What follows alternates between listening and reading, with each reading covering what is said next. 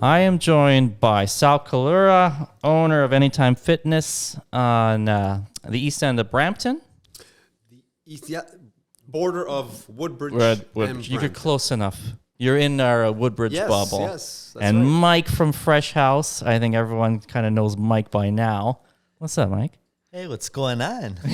Wanted to have What's you going guys on? You guys are so happy to be here. Yeah, thanks for having me, Jason. Thank you. Yeah, well, let's talk about health because Sal is it's a good topic because Sal's a kinesiologist, exercise physiologist, and we connected. You come into the clinic and we talk about a lot of things about like how to encourage our clients to be healthy, whether it's through exercise, through diet, through supplementation, through anything, through detox. And I thought with Mike's background, obviously owner of Freshouse and, promoting health and also detoxification, the phones are working. Our phones were dead all weekend. And now it starts. And now they are magically, 2 minutes in. So let's see. What I want to talk about is actually the first thing I want to talk about is the debate of body fat percentage, how to measure body fat, because I swear by the InBody machine, our bioimpedance. And Mike, I don't know if you're familiar with this, but a lot of gyms have it where it's like you That's stand the up. electrical current, Yes, right? exactly. Bioimpedance. That's yes. right. So it gives you it actually sends a current through your body and it Yes. measures resistance and it does a computation. I got a feedback on a mic cable. That will be edited out. Better. So it's measuring resistance, and all these computations give you your body fat, your lean muscle, your metabolic rate. Now, Sal, I know you're an old school calipers guy, Yeah. where you're actually measuring the skin folds. Right. I feel like that we should never lose that practice. How do you compare the two? Because you've experienced the InBody. Yes. I think it's a neat tool. I think you would agree. Yes. Well, how does it compare to the skin fold? In the end, if you're gonna take the time to measure someone's percent body fat, I think the important thing is to choose a method that works for you and continue using that method, because to the client, it's the consistency that actually matters. Both methods, the skin fold method and the biological impedance, have pros and cons. And that's why it's important to determine which method you use and continue using that one. I've always liked the skin fold method because it just gives something else to talk about when it comes to body fat in the clients. Yeah. Because they can actually feel. Yeah, that's Distinguish tangible the feedback. differentiation between the different tissues. Because people, they grab themselves and like, yeah, I have it here. Can you how much is here compared to last time? Exactly. And I think that's a nice kind of feedback. And it's a nice conversation piece, Yeah. Especially when they can actually feel the difference between the dense muscle tissue and then the soft subcutaneous fat tissue. Yes. So I always liked having that practical feel, touch experience with the member because it gives them something to at least acknowledge. Yeah. So I mean, again, both methods have their pros and cons. Yeah. In the end, I think it's the consistency in use. Yeah. That that's important. That's right. Like Right. you got the same practitioner always has to be measuring and you can't jump around and be like, oh, Jason says I have 18% body fat, and then you go to Sal and it's like, Correct. actually you're like 22. That's right, because there's going to be differentiation Yeah. in numbers. So, and to your point, you can't do biological impedance one time, and next time we'll do the skin folds, Yeah. and then go back and forth and back and Yeah. forth. It's not apples and it's apples to no, oranges, right? Yeah. All right, Mike. So let's say someone wants to come in and lose some weight. I mean, now is the time. It's spring. People want to kind of get I almost fell off my chair. They want to get the rust off from the winter, and they had the holidays. We just had Easter. So what would you tell someone? It's like, you know what? I feel sluggish. What would you throw at them? Well, you know what? Right now, especially after Easter, a lot of people, you're overeating. You're just not really getting out. You're not being physical. You're not doing hardly anything, and just indulging. And I always say to them, hey, this is a great time to introduce lots of veggies, lots of greens, lots of fruits into your diet, and especially anything that can help to detoxify, because a lot of the stuff that people are eating during the weekend or with their families, it does a lot of sugary stuff, a lot of sweets, which, it stays in your body, and whatever else we're eating can contribute to toxicity. And I say, there's so many different options we have available. You can drink one juice. You don't even have to come to us. You can just change your diet for a few days and start incorporating more salads and more veggies, like I said. And also anything that's detoxifying. I know you guys have detoxifying supplements here with herbs and tinctures, and there's so many things that we can do. Hey, if Fresh House wants to help you with that, a lot of people will do a juice cleanse or a juice fast, where now you got to think, if your body has been eating for 2 days straight nonstop, we just stop eating right now, and we just drink fluids for 1 day, 2 days, 3 days. And this is good for the body because you just overworked it for like a few days straight. And now the body can relax a little bit while still nourishing it at the same time. Yeah, So that's awesome. I find a lot of people, if they experience like not eating for whatever reason, let's say they had the flu, or let's say that they did adopt some kind of little detox or a fast, they'll say like a lot of my symptoms, whether it's body pain and brain fog and whatever it is, as soon as they stop eating for a little bit, it all goes away. And then once they start getting back into their usual diet, it all starts creeping back in. So would you say that speaks to our toxicity or our inability, or the foods that we're having maybe? I think it's both. And I also think it's a combination of your digestive system, where when you're eating, you're just overworking the digestive system. You're saying, hey, process this food nonstop. When we stop eating, whether you even just do a fast, the body has time now to recover, especially the digestive system. And now this energy that the digestive system would be using is you have a surplus of energy because you're not forcing one of your body systems to work. So now you can spend this healing other parts of the body. And whether that's, like you said, the brain fog, the fatigue, seeing people's so many things, their skin will clear up. And that's what happens when the body is just constantly being stressed. We never really give it a chance to just, recover. Yeah. So a lot of people, they will use a detox or a fast to kind of jumpstart their training or an exercise routine, especially coming out from the winter and all the lockdowns. And everyone's like, I haven't been into a gym in 2 years. I haven't been active. I've gained 20 pounds. I don't feel like myself.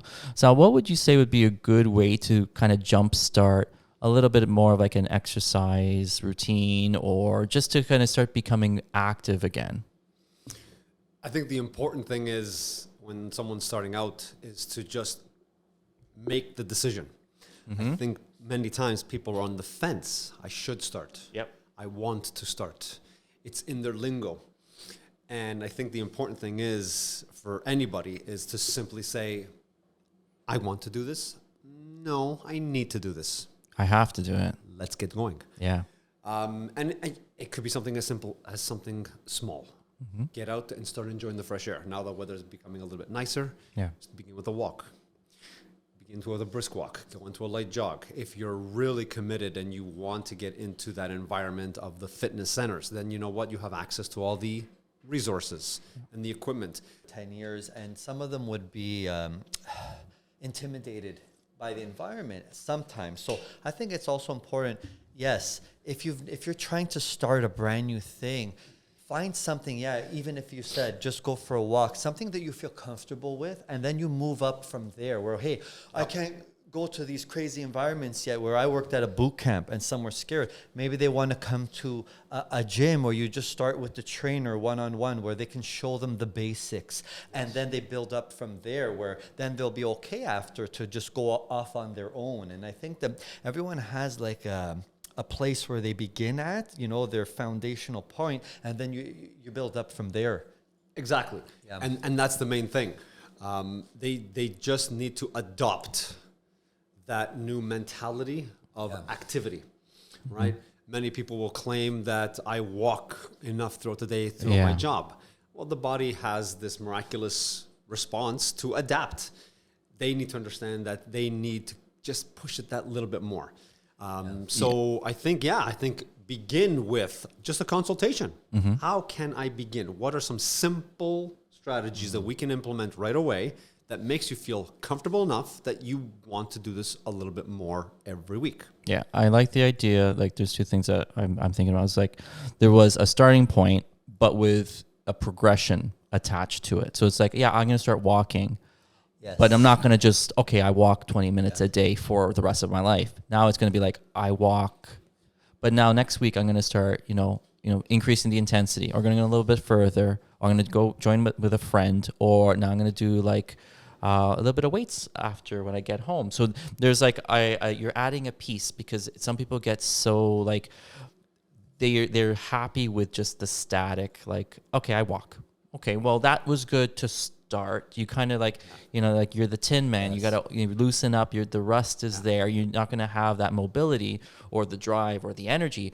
But the want of like, I want to start getting healthy. I want to be active. I want to start taking care of myself. Yeah. And then I think the idea of like touching base with a gym or some kind of trainer, speaking to someone that's like, okay, where, like, this is my issue. What can you do with me as I am right now? Right. And where can we go? Like, give me something realistic. Give me like a 3-month, a 6-month goal, something that's like, I can wrap my head around, like, okay, you know what, right now, I don't feel like I'm doing really well, but it's going to get easier as it gets harder. But it's a good way of like seeing it. It's like, okay, it's more difficult, but I can manage it now. I couldn't do this 3 months ago. So I think we always have to find a way to motivate ourselves. And that's a very good point, because that's one of the things that I see on a regular basis. Someone will begin a fitness program. They'll begin their journey, and they notice the results at the beginning. Very, very exciting. They're seeing some changes. But as they continue on, 3, 4, 6 months later, they're wondering, why am I not seeing it any longer? So when we get into those discussions, they realize, well, I've been coming. I've been doing it.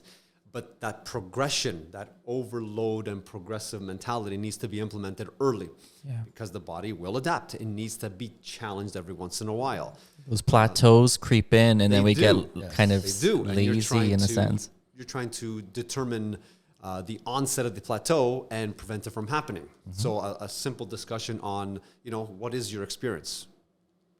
Let's determine what you've done, what you haven't done. And people will be like, I used to work out 20 years ago, but it's not the same. But it's like, I always find that, especially with the InBody, that I can tell if you worked out. You still have the muscle mass. Right. It's still there. It maybe needs to be, activated and brought back to life. But it's like riding a bike. You haven't ridden a bike in like 20 years. It's like, but you know what? Within 2 minutes of you hopping on, the body memory is there. You start, feeling a little bit more comfortable. Yeah. And I think that it's also, the older you get, we don't have sometimes, our hormones are changing, the body's changing. I know me, I don't lift as much as I used to lift already 10 years ago, 12 years ago. And, there's so many different factors too. And also, yes, we have to change the principle of overload, like you're talking about, the principle of progression. And I think other factors come into play. If you want to get results, maybe they need to switch, the way they train. Do you have to do more cardio? Do you have to do more weights?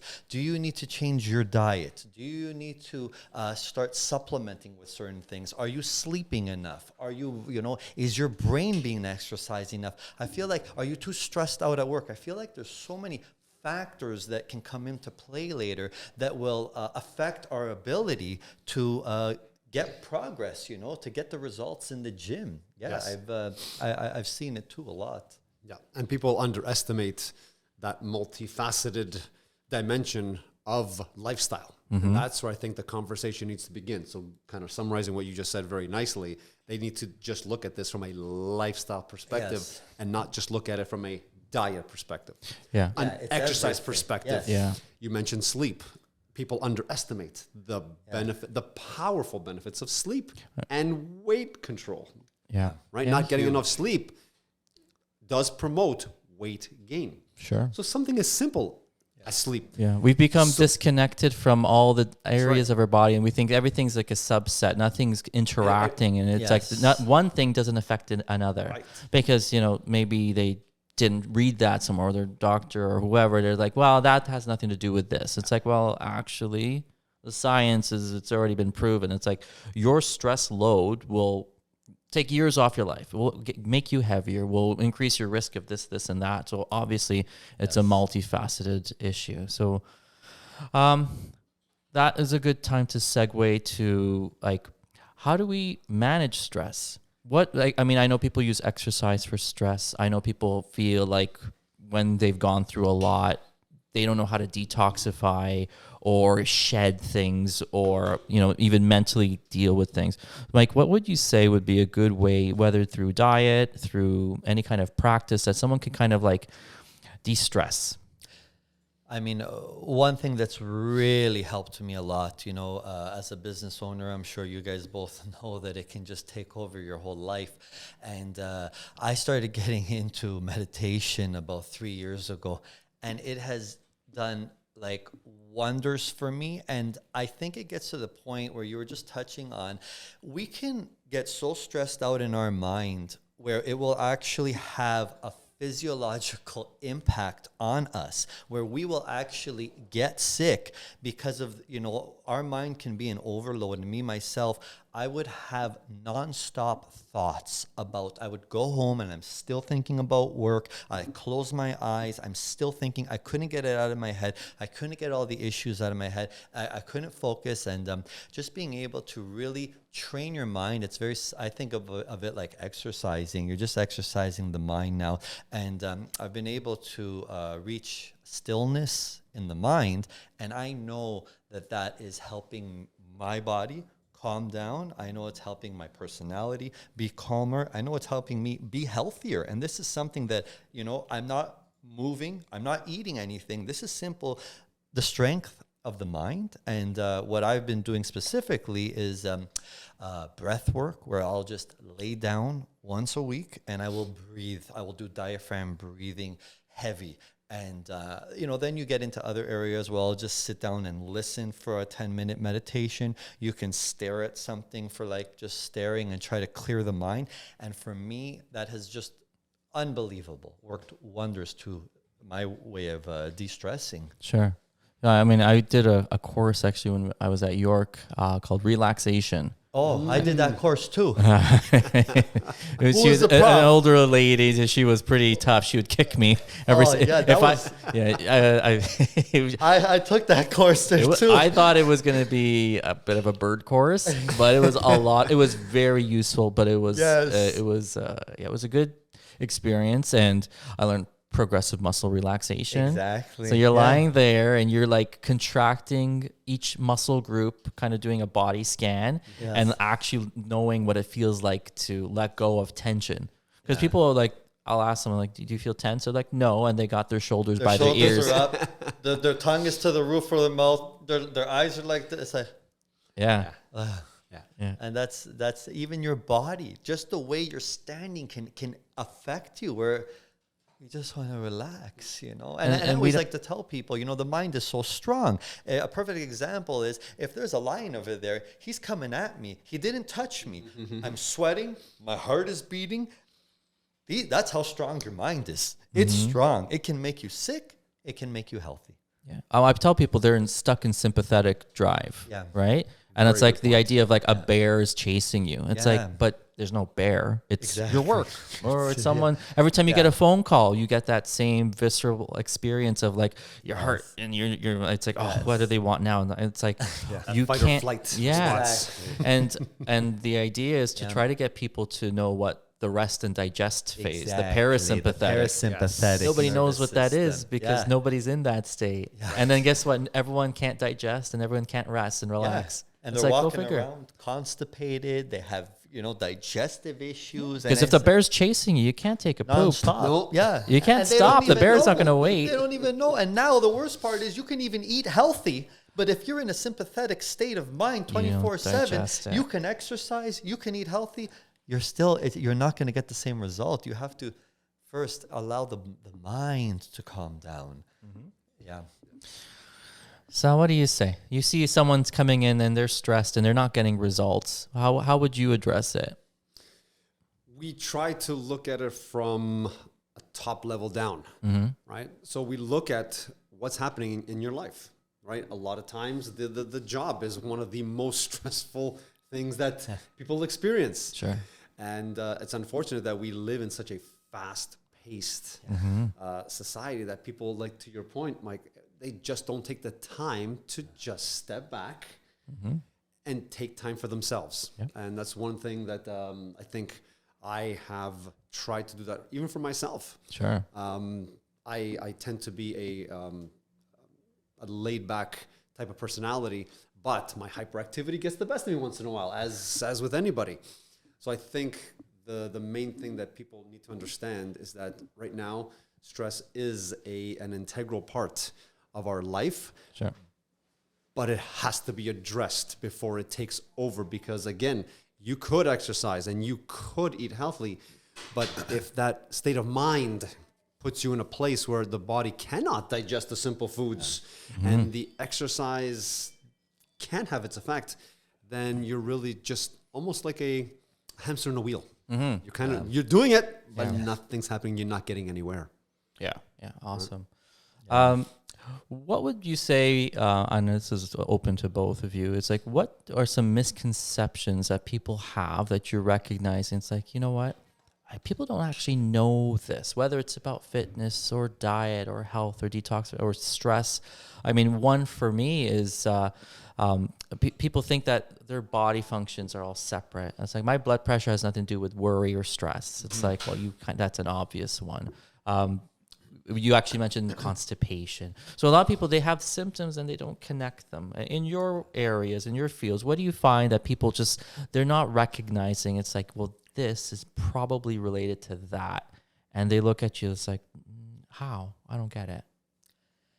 Yeah, I mean, I was just talking about this the other day with one of my employees, and she said that she's sick and she's not feeling good and she doesn't know what it is. And I told her, I said, listen, I know you spend a lot of time on Instagram, and I know you're always researching about this whole COVID and all the problems with this and that. And I said, I just want to let you know, have you ever realized that the more we read things that are just get us going, negative news and just issues that we have, I said, did you ever realize that's making you sick? I said, I might not be right, but stop doing this for a month and see how you feel. If you feel better, I am kind of right.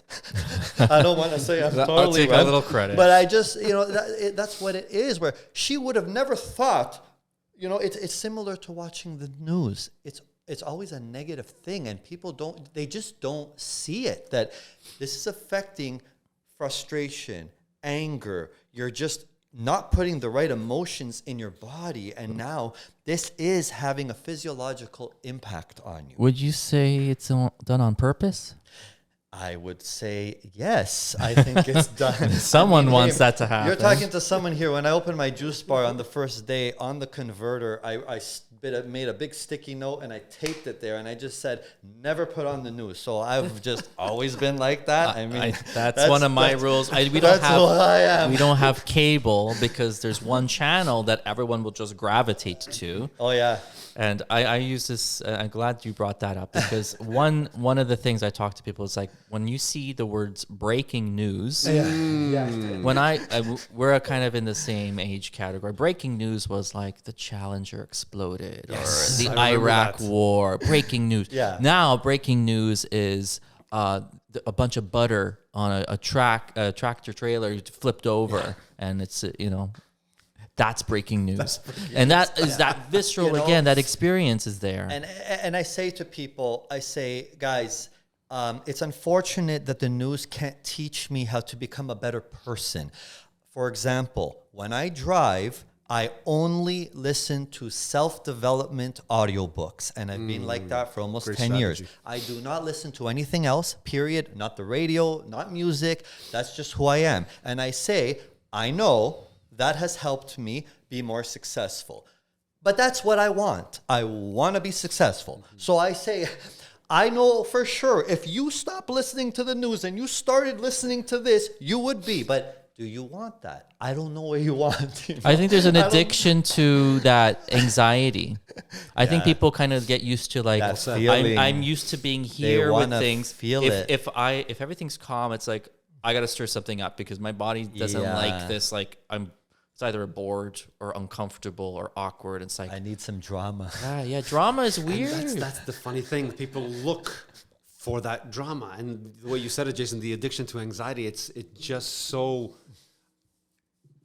It's counterintuitive when you think of it. Now, how can you be addicted to anxiety? And yet, innately, we've become addicted to the drama. They want to feel that they're involved, and they don't feel like perhaps their life is worthy enough, so they look for things to think about, as opposed to simply looking internally and just they want to live appreciating what they can do for themselves and what they do have access to. They want to live vicariously through these cool people that they see, that they have no contact On social with. media. This imaginary world that they portray, because I mean, on social media, you're not going to put your crummy day. I mean, some people can actually, they're very successful doing that. But most of the time they're like, well, I'm on my private jet. I'm like, that's cool. I mean, but I don't feel the need to have a private jet. But a lot of people do. They're like, I kind of want that now. And it's sad. I don't know. That was my deep thought. No, but that was well said. Well said. Yeah. So, yeah, CP24 will never be played here. Yeah, I would just wish that they could really teach us something, or just show us how to empower ourselves, or just be a better person, or just... You know what we should do? There's enough brain power here. You know, you ever you've heard of that masterclass? Like it's a online thing, or it's like you can... Yeah. We should make a masterclass. Great idea. We should all have a little modules, and we should create a university, and not a real university, but like, now hey, we're talking. We should have a Woodbridge University Woodbridge of health. That's it. And you know, everyone has a module that you get, and then you have friends. It's like this should be something that spreads around. You know what it is too? I really want to teach people how to be conscious. So it could be the news, but it could also be just me here right now. And when you guys start stirring up the conversation in the wrong direction, I just, instead of going this way, I'm like, I just turn away from it. Moving away. Because even if I want to argue with you, even if I want to get involved in the conversation in any way, I realize it just never leads to a good place. Because wherever I find wherever people are talking about it, unfortunately, they're not ready. They haven't been to the university yet, and they just don't know how to disengage from these kinds of topics. So I realize now, I just turn away, because you know what? I don't even want to get involved anymore. You know, people will send me videos about this and that now, and I just say, please, I'm so sorry, I can't even watch anymore, because I'd imagine I don't you even get want a to lot get of into it anymore. I used to get a lot of those links, and I can't watch them. It's too much. And you know, it's not because I disagree. I probably agree. Yeah, exactly. I've been down the rabbit hole. Yeah, But you gotta have a way to come back out. And my thing is, the more I go down the rabbit hole, the less I'm becoming a better person, because I want to be successful. I want to work on myself, and unfortunately, this direction doesn't get me there. You know. But I think this is where, going back to your idea of this masterclass. I know sometimes we try to not get involved in that negative energy situation, but I think this is where us as leaders can actually make that impact, because I think they've traveled down that path so long, they really don't know where else to go. Yes. And as much as I know how much I want to avoid that negative energy, I think it's incumbent upon us as leaders in our field to just give them the option to look a different way, and perhaps show them that there is something more than where they are going currently. So that debate, and I mean that in a good way, where you're trying to enlighten them. Yeah. Because they I become find debating become is- so Show them a streamlined. different direction. They to become Debates so don't work streamlined. anymore because no one will ever admit that if let's say two people are arguing a point, You'll and you'll never win. because that's your ego. You will never win. You'll never be like, hey, That you is know the what? You problem. brought up a lot of Ego. good That's the points. problem. Even if you're right and all the people in the world are with you, this guy, right? If he believes that, Yeah. you will never change him. And that's it's just the way we're wired. Yeah. We're wired for it. It's too bad because yeah. you can disagree with someone and not hate them, Yeah. or want to stone them. Nothing wrong with agreeing to disagree. Yeah. That's There's right. as long as there's a mutual respect. Exactly. Well, that's what falls apart. You always have That- to respect them. As long as we acknowledge that there's a respect for each other, then you know what? We can agree to disagree. We may not end up on the same page, but at least did you have an Exactly. open mind enough to acknowledge that there are other perspectives? And if That's you can, right, if you can yeah. just change your perspective of this, that's leading you down this negative habit of lifestyle, can we just redirect and consider option B? And when you're ready to take that chance, you can at your own. That's it. At your own will. When you're ready. But you have If to be you're ever ready, ready. to be. Yeah, you have to be open to that change, and that's the biggest problem. Going back to your original question, how do we entice people? They have to be ready and willing to make that change, and it comes down to that level of comfort, because people get comfortable going down rabbit holes. They get comfortable in this negative experience. They get comfortable in this mind frame. That they've become close to other options. Yeah. So again, if you're going to make any sort of positive lifestyle change, you have to be willing to make the change. I find people either they start off not really invested mentally into what they want to do, so they don't really know where to start, or they are a little bit too like, well, I heard about this, and they kind of go with the fads or things that are like, or they second guess. And so I find like we need people that, like you said, are leaders that can give good direction, but is also motivating the person to kind of do their own self research, self introspection, to start figuring out. It's like, okay, what are they know stuff about health? They seem to understand things. Where do I start to learn? Like, I mean, I know Instagram could be like a resource, but it could also kind of be like an endless black hole.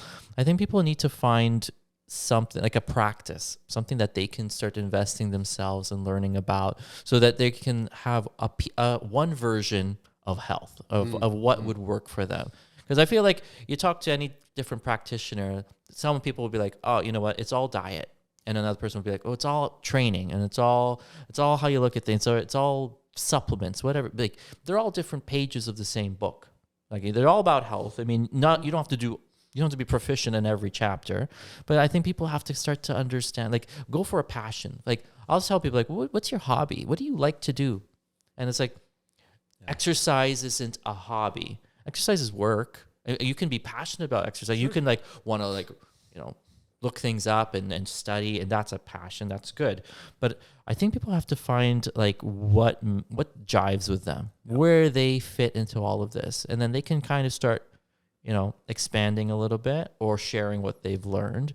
And that's self-motivating as well, because a lot of people, if they don't have something that drives them, they fall off. Yes. Like, I have people that like, they'll do a diet and they'll reach their goal, and then they just gain their weight back because what's next? Right. They get bored, and it's like, well, do I keep eating like this? And it's like, am I going to keep losing weight? Like, no, not really. Maybe not. Yeah.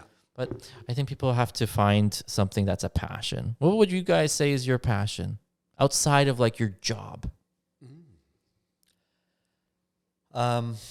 Well, my passion kind of became my job. I was at a point where I hit like kind of like a rock bottom kind of thing, and I started working out. And actually, I was seeing a therapist at the time, and I didn't know where to go with my life. And she said to me, "Well, you seem to enjoy this gym." And I said, yeah, I kind of do, actually. She's like, well, why don't you become a trainer? And I said, well, I never even thought of that, but I'm in the gym every day. Maybe I should be a trainer. So I went to school for it. And that led me into just being passionate about health and how to just eat the right foods and exercise and research about the body and how it works and how I can, just live a good life. And everything kind of started working together. And then, I wanted to stay in the realm. Like, I think my passion is, just health, and wellness altogether. I would say you're passionate in how you describe it. Like you speak, like you can convey a message. Like to me, your social media is like your passion, because I see that you're invested. Like to you, I think you probably think it's like maybe it's good for business, but really like you're showing who you are. You're touching people. You're reaching out. You're educating in a fun way. That's a good point. Yeah. Yeah, I didn't even think of that. Yeah, I am very passionate about how I get my message across. It's not like other people. Like I'll be like, these are the 3 vitamins you should be taking, and then you come on and you're like doing like I don't know what's the green screen, and you're like, you have ulcers. You know how you get ulcers? You get stressed out, and you have such a fun way of doing things. People want to listen to you, and I think that's important with any business where, you know, if I was just talking about juice, at one point people were going to get turned off. Okay, I heard enough about beta carotene. So now you're vitamin trying D. to be fun with it. You're trying to come at them with different angles. But it's natural. Yeah, it's you. That's it. And I always say, you know, I got into it because I had a friend who was kind of forcing me to go on camera maybe almost 10 years ago now. And at the beginning, I was so scared. And then he kept pushing and pushing and pushing. And it started from like a video that he was taking of me where I wasn't even talking to like now, like I just can't shut up on the game. And people are like, oh, you're so natural. I'm like, no, go on my Instagram, go to the end and you'll see the beginning. I wasn't even talking because that's what happens. And yeah, you know what? I think that's also one of my, it's funny how sometimes people can see it in you and you don't even see it yourself. Yeah. It's funny because I mean, and I think of you, I'm like, you're just like energetic, fun guy. And that's why I paired you guys together, because Sal is very similar, especially when I first met Sal. Right. Sal was a ball of energy. So what's yours? I've always been a curious soul. I always just want to learn about as many aspects as I can. So, I mean, similar to Mike, I found it very, very curious that I had these abilities in athletics that kind of just propelled me to learn more. And I guess my curiosity got the best of me. I wanted to learn, why is it that certain people can actually perform these amazing feats when we see them at the Olympics, and then others can't? Mm-hmm. And so that curiosity kept driving me to just understand my own body. And in doing that, I just developed a love of the human body and its ability to perform the way it does, the way it heals itself. Why certain people are sick so often throughout the year, while many people seem to avoid illnesses. And it just got me Do you have a theory? Curious. Because that's an interesting thought. Why some people are sick all the time and some people aren't. And it goes back to that multifaceted. I know, but what's your in the back pocket that you're holding on to? What do you think? The real reason. That people. Yeah, why some people are sick and some people aren't? I think they want to be sick. I love that. and it sounds strange. It does, and I believe you. Because I thought of the same thing. Normal. Why would I want to be sick? You know what I call that? The get hit by a bus theory. Some people, they want to get hit by a bus, but they don't want to die. But they want to be taken care of. And it's really, really interesting, for lack of better words. It's like pity. When you actually come across someone who wants, quote unquote, to be sick. It's an identity for them. And it becomes an identity. And I find that mentality many, many times when I'm consulting people for the first time. I want to make changes. I'm all on top of this because, do you find that every time you make a suggestion, they're like, I tried that, doesn't work. I did that, and it got worse. Yeah, all the time. How do you break that? All the time. And it's interesting because I'll sit with them for the first time and we'll do a consultation. We'll get to know them. Why are you here? Is my first question. Good question. All the time. Yeah. My wife made the appointment. Why are you here? That's a great and it's question. Like, well, I want to be healthy. I call them on it. Mm-hmm. Said, I'm sorry, you got to do better than that. Yeah. Because everyone that walks through that door wants to be, quote unquote, healthy. Why are you? And we keep going through this discussion.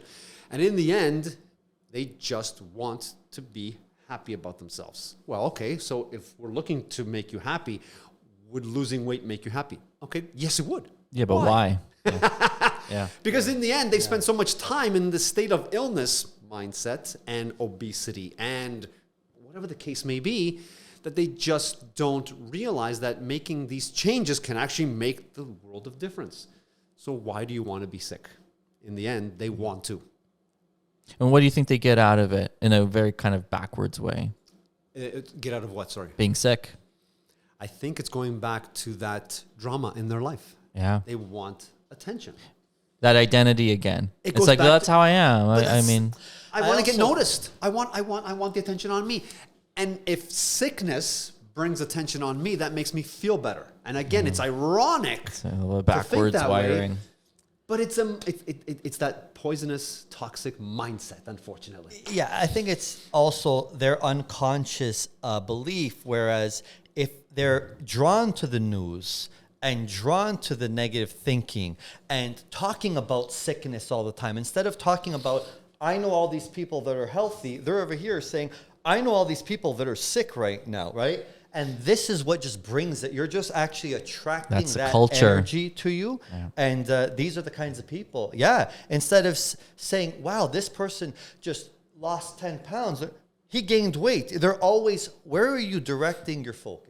Are you directing it to the people that are healthy or the people that are sick? And I think that's how you really create it, and you just attract it. Because you're attracting. Yeah, and I see it too. I see it too, you know, where people are healthy all year, and it's like, I just got sick in December. Before that, it was 3 years that I didn't get sick. And I say to people, guys, I mean, it's a combination of everything, but it's also where you channel your thoughts. You know, I'm huge on that. It's true. I get often asked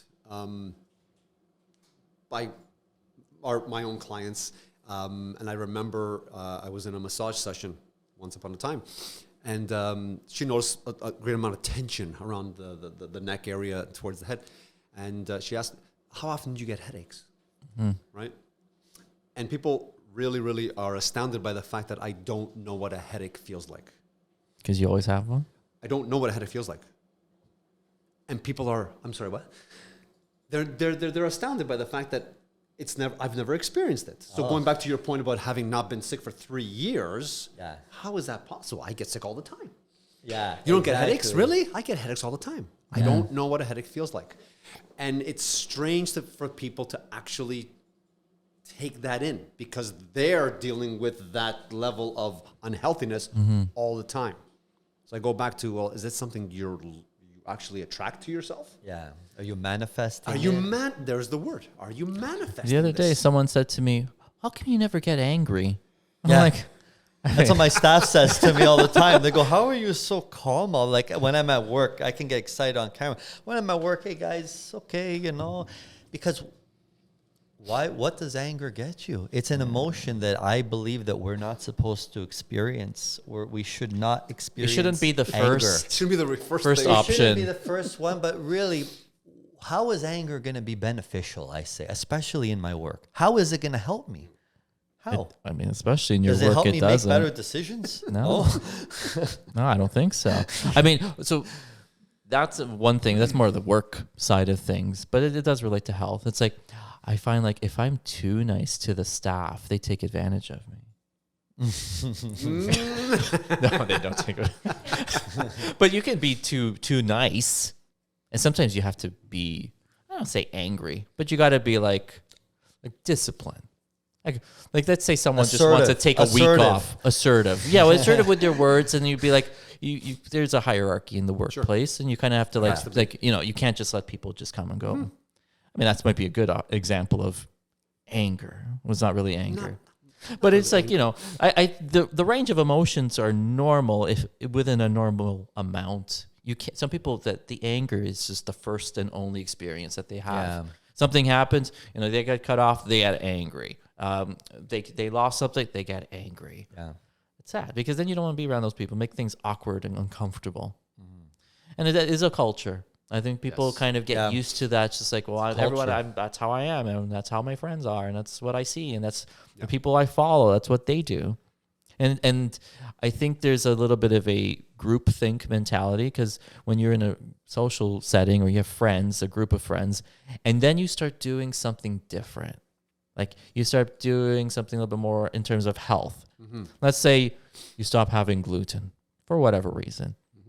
But everyone else is just, they usually have pizza, and they look at you like, you're weird. Why you can't, I can't be friends with you. I'm certain this has happened where someone's like, I can't have gluten. It's like, well, I guess you can't come out for pizzas anymore. We can't be friends. And it's like, well, think about that. Maybe that group was maybe not a real friendship. Maybe it was a friendship out of convenience or comfort. Sure. So now it's like, okay, maybe not that you only have to hang out with people we don't have as much in common as we thought. Yeah. Yeah. And then, you see who your real friends are based on like how accepting they are of your positive choices. Because like when people make bad choices, I find that people they feel like it's easier to accept. When someone starts making positive, big changes in their life, they're like, I feel weird. Because I think part of them, they're like, it makes them think about themselves. And it's like, well, they feel inferior. Yeah. It's like, well, they're doing that and they're getting healthy. And it's like, I don't feel like doing that. I'm not ready for that. Yeah. Kind of a turnoff. Well, it's interesting you should say that, because I find that people, again, attract certain individuals. And I think people underestimate those social interactions as part of the health dimension, right? And when people really think about it, right, how many really close friends do you have? And I think in the end, birds of a feather will flock together. Those with similar mindsets will attract more positive people into their lives, versus those who look for that negative experience and tend to be attracted to those negative individuals. And they create or manifest their own destiny, which then ultimately cycles back to their health and wellness, right? So then when you look at that social dimension and you go back to the social media, I think that becomes part of the issue when we're talking about health and wellness, because when people tell me, well, I've got 10,000 likes, I got 10,000 friends on social media, but how many of them are actually close friends of yours? Well, none of them. Right? So again, I think that social network contributes to that health and wellness dimension that we just started talking about earlier. I think people, when they start getting healthy, many of them realize that they get rid of social media for a little bit. Interesting. They just drop it. They're like, I needed a break. I need to clear my head. Valerie nodded. Yeah, she agrees. Yeah, it's a mental detox. Yeah. Because it is toxic. Whether it's toxic because you get addicted to it, or the stuff that you're looking up, or the messages that you're getting. Right. Yeah, that's something that I don't talk about a lot, because my business is a lot of social media, and I don't want to say it, but you're not going to scare people. If anything, it'll invite people when they eventually do hop back on, because they're going to be like, I just want to follow good people. I don't want to follow so-and-so because they've got this or that, or whatever their butt looks like. I don't care. Right. But like, give me some people that like, they're motivating. They talk about health. They talk about good things. They make me feel good. You're one of them. That's right. And I think that there's so many aspects to what you just said where it can be toxic.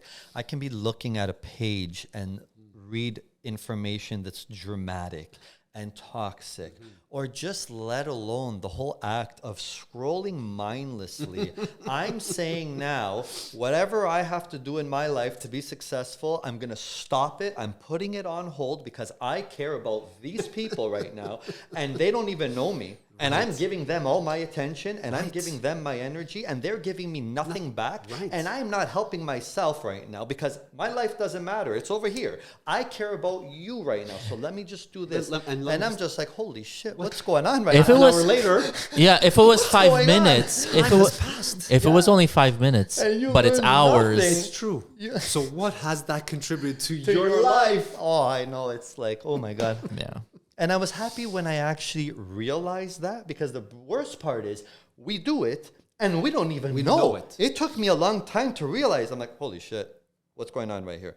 So now, and then people, you didn't like my post. You didn't say this. And I'm like, listen, please, Leave me don't get alone. offended. Yeah. Please just know that it's not intentional. I do not have a malicious intent. I am just not on there as much because I'm literally like working on something else because I need to like. You be don't even need successful. to excuse it. I know, It's like, I know, oh, but I like know. I don't feel like I have like that's a full-time job just to like everyone's repost and tag and Absolutely. this. I know. I'm like, And then the fact that they notice. And well, they're waiting for That's it. what But scares me the most. You actually were on there long enough to notice that I did not comment on your post. So why do they notice? Because they're looking for that feedback. And they're looking for that. They need that validation. There's the word. Look how many likes I got. They need that I validation. know, They're I not know. able to do it for themselves. know. And that's where the power of the mind comes in. Yeah. So they look out exterior, Yeah. Yeah. right? Which is unfortunate. So what are some things that people can do to take a break from social media? How about talking to people? Oh, look. Calling someone. What a novel When concept. when I get home from work, I made a rule now. I get home and me and my girlfriend, the phone has to be somewhere else because it was interfering with our connection. If I can't talk to you because I'm doing this and you're doing this, this is dangerous now. It's dangerous and it is like going to lead you down the wrong part. We don't care about each other anymore. So that was a rule that we made. Good for you. Yeah. Oh, yeah. Because I saw it and it didn't feel right. It didn't I feel right. remember one of the last times I was at a restaurant. It's been a while. I remember like literally everyone at some point was just a head down on their phone. Yeah. It's like, do we just hate each other that much? Well, it's sad. It's sad to see when to your point. I've recently visited a restaurant and there was a family sitting at a table. There was literally the mother, the father, and 2 kids, and all 4 of them on their device. Yeah. What have we come to as a society that we can't even simply interact with each other? So is this an addiction? Well, good question. Ah. And you know what? I The think it question has is become- why. Yeah. So in my own research, I've come to understand that our brains love receiving new information. And when we're scrolling and receiving this information, I do believe that we're releasing dopamine. And you guys probably know that's a neurotransmitter that makes you feel good. It's like giving yourself a hit of a drug. Yeah. And I think that's the reason why we do this, because I was interested to know, why is everyone doing this? Why? Like, what's going on? So in my research, yeah, maybe we're a little bored. And if I'm talking to you, I don't get that feeling in my brain that I can get when I'm doing this. But then I say to myself, guys, this is dangerous because our brains were not hardwired to receive this much information at once. We just weren't designed that way. So much. So And what fast. what do you much. feel is the outcome?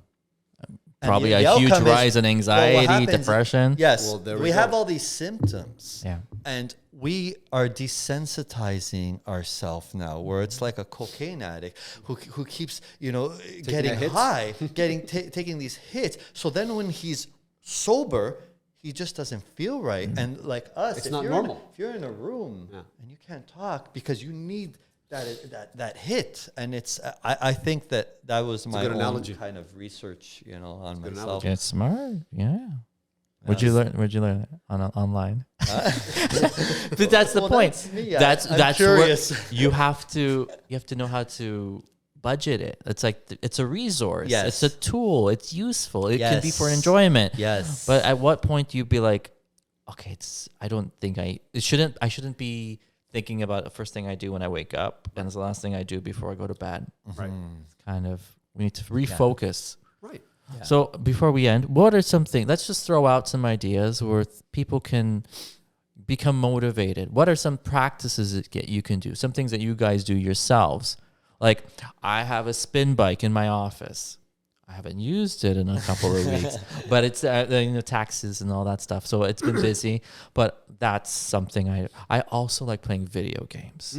I know I don't play a ton because that's the other problem. It's like You're a gamer. kids. A little bit, not Jeez, good you're a at it, gamer. but That's I awesome. enjoy it. I have hobbies that are embarrassing. I think that's important because I tell people like, "What do you do for fun?" And they'll list things that are like, "But that sounds like more work and more stress." Like I sent my dad a puzzle. He's been working on it for like 3 weeks. I think it was a little hard. But he's taking his time. What is something like meditation? Going like calling a friend. Another thing I do is I don't listen to audiobooks. I think that is actually really smart. But I'll just call people. I'll call like cousins. I'll call family. I'll call like just touch base, because you don't talk to anyone anymore. Everyone's gonna text. Oh, happy birthday. Yeah. True. What do you guys do? I love watching movies. That's my big thing. Oh, what kind? I'm a big like movie. modern blockbuster kind of things. You know what? I'm all over the spectrum. I'll get in the mood for your historical epic dramas. Lord of the Rings. Like the gladiator type of, going way back into the ancient history. But then I'll find myself gravitating to the Marvel universe. Yeah. So I love movies. But to your point about, even something as simple as that can become addictive. How many times have I heard people just binge watching the entire series of a TV show where once upon a time you had to wait a week for that next episode to come back. So you had that anticipation and excitement drawing up every week. So again, look for that balance. Budget your time. You enjoy the activity.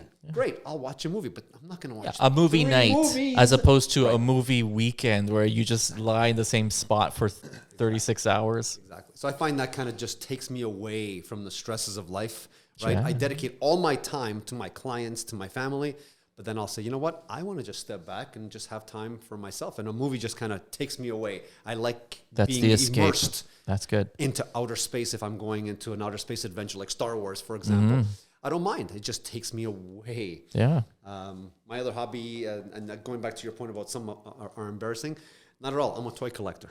Nice. I collect toys because it just puts me back Action into that figures. childish mindset, and I give myself permission. I want to know specifics. You should have started with this. Which ones? What toys? I'm a Star Wars fan. Okay. I have an extensive Star Wars toy collection. Okay. To the point that my goal before I die is to have one of every action figure and ship from all nice. all the movies, and I'm almost there. You have Slave One, I presume. Yes, I do. I got one. Good one. I have the Attack of the Clones one. It's the Django one. Yes. Yeah. You have that one too, right? So again, I use that to kind of just take my mind off That's of things. amazing. And how do you have the space? I'm trying to navigate that through because my wife it's like, where are you going to pull this stuff? I have about 15 unopened Optimus Primes at my mom's house.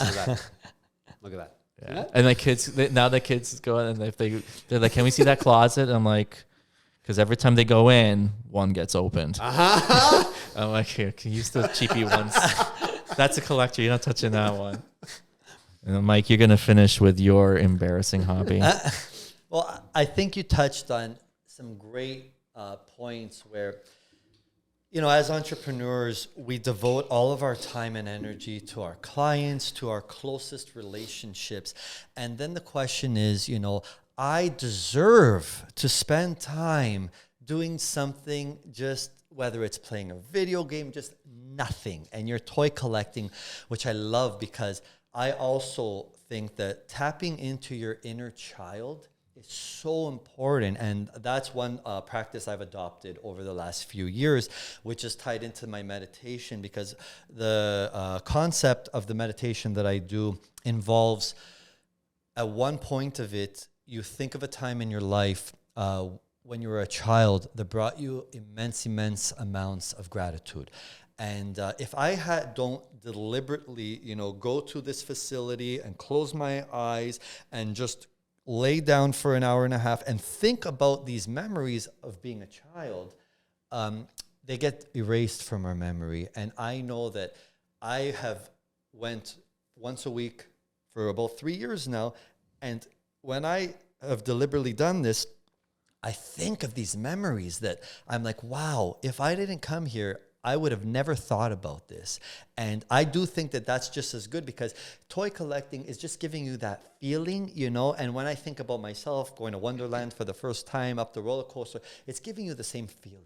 Mm-hmm. And we deserve this because sometimes you can just keep doing research and development and work until you're black and blue in the face. And yes, you're going to keep going successful. But at one point, do we deserve, And hey, I'm kind of like Jason too.